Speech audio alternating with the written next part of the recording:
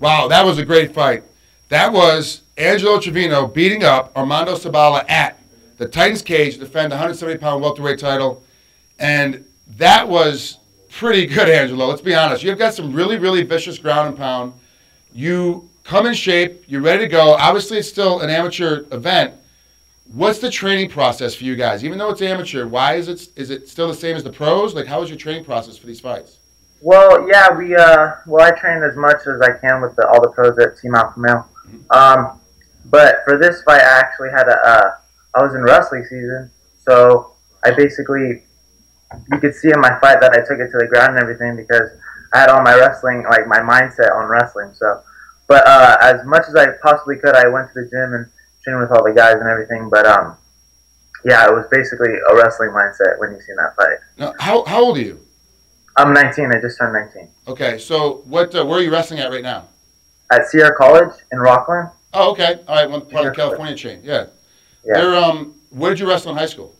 In high school, I wrestled at Rio Americano in Carmichael. We didn't really have a big wrestling program, but you know, I was really one of the standouts, and I was just like a really tough kid. So I tried to take it to the next level and went to the JC. Okay, so your college has no problem with you fighting as well as wrestling at the same time? Kinda, not really.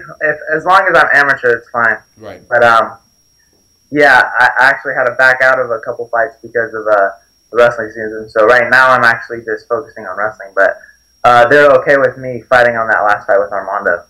Okay, good. Now, how tough was Armando actually when he got into the fight? Was he everything that you expected, or did he give you some surprises while you were in there?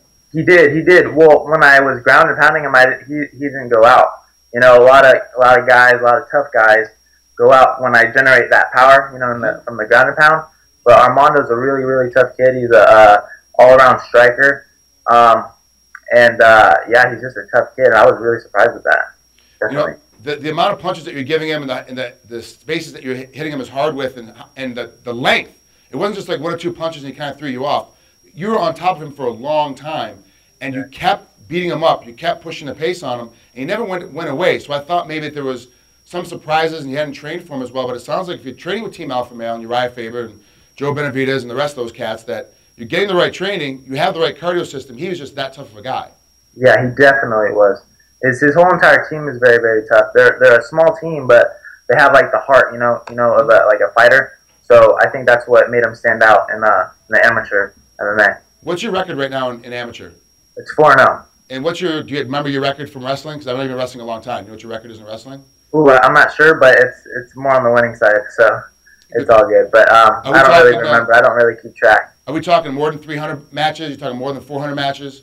Oh yeah, definitely. Okay, because this, you know, obviously I'm a former wrestler. I wrestled at the University of Oklahoma. Was on the U.S. team, and to me, getting amateur fights is very, very important, but not as important for you as it would be for other guys because you've got 400 amateur matches already and counting with your wrestling season. So you're getting the work in of being in high stress situations. But it's really good for you to actually be out there fighting in these amateur bouts so that when you do graduate from college, in what degree are you trying to get? Business and marketing. Okay, so you're going to follow in Uriah Faber's footsteps like everybody else over there. Kind of, yeah. Which isn't bad. It's not a bad thing. You're going to push that pace, and once you graduate, you'll have something to fall back on. If fighting doesn't pan out for you and you don't become a champ or don't make enough money doing it, you can always go back in on your degree. which I really like, because a lot of guys in your situation are trying to only fight and not get an education. Exactly. So yeah, that's my biggest plan, is just to make sure I have something to fall back on, just in case I get, injured. I don't have anything. So yeah, just to have something to fall back on, a plan B. All right, Angelo, I really appreciate you coming here to MMA Draft and talking to us for a little bit. Ladies and gentlemen, this is Angelo Trevino. We'll see him again here on MMADraft.com.